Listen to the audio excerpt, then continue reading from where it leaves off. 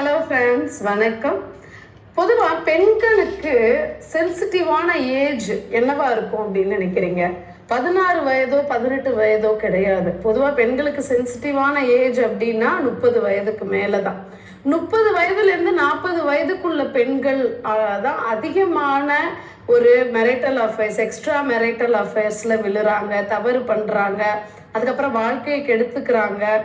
அதுக்கப்புறம் திரும்பி வரும்பொழுது வாழ்க்கைன்ற ஒரு விஷயம் இருக்கிறது. ஆனா இது இயல்பா ஏன் 30 வயதுக்கு மேல இது மாதிரியான நிகழ்வுகள் நடக்குது அப்படின்னா, மோஸ்ட்லி யாருக்கு அப்படின்னா அந்த அன்புன்ற ஒரு விஷயம் சின்ன வயசுல இருந்து அம்மா அப்பாவுடைய கேரிங் இல்லாத பெண்கள், தன்னுடைய குடும்பம் அப்படின்ற அரவணைப்புல இல்லாத பெண்கள், ஸோ மோசமான ஒரு கணவனோ இல்ல கணவனுடைய கேரிங் கிடைக்காத பெண்கள், யாராவது ஒரு மூன்றாவது நபர் அதை கொடுக்கும் பொழுது ரொம்ப வீக் ஆயிட்டு, ஏன் அந்த 30 வயதுக்கு மேலதான் அது ஏற்படுது அப்படின்னா, அந்த 30 வயதுக்கு அப்புறம் உடல்ல நிறைய சேஞ்சஸ் நடக்கிறதுனால, அது ஹார்மோன் சேஞ்சஸும் பெண்களுக்கு நடக்கிறதுனால, அப்போ ஒரு மனதளவுலையும் உடல் அளவுலையும் ஒரு அரவணைக்கக்கூடிய தனக்கான துணையை தேடுறாங்க.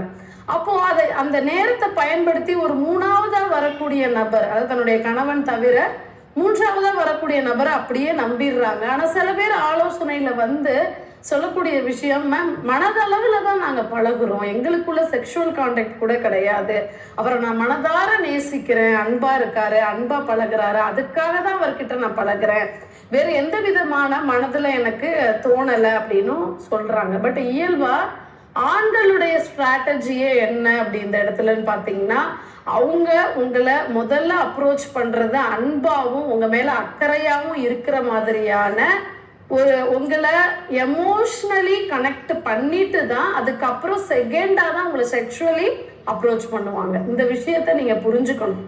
ஸோ ஆண்களுடைய எண்ணம் என்ன பெண்கள்கிட்ட இருக்கும் அப்படின்னா, செக்ஷுவலி ஒரு கனெக்ட் அவகிட்ட வச்சுக்கணுன்றதா தான் ஃபர்ஸ்ட் அப்ரோச் அவங்க மைண்ட்ல இருக்கணும். ஆனா அதை காமிச்சுக்க மாட்டாங்க. ஸோ ஃபர்ஸ்ட் உங்களை எப்படின்னா எமோஷ்னலி கனெக்ட் பண்றதுக்காக தான் ட்ரை பண்ணுவாங்க.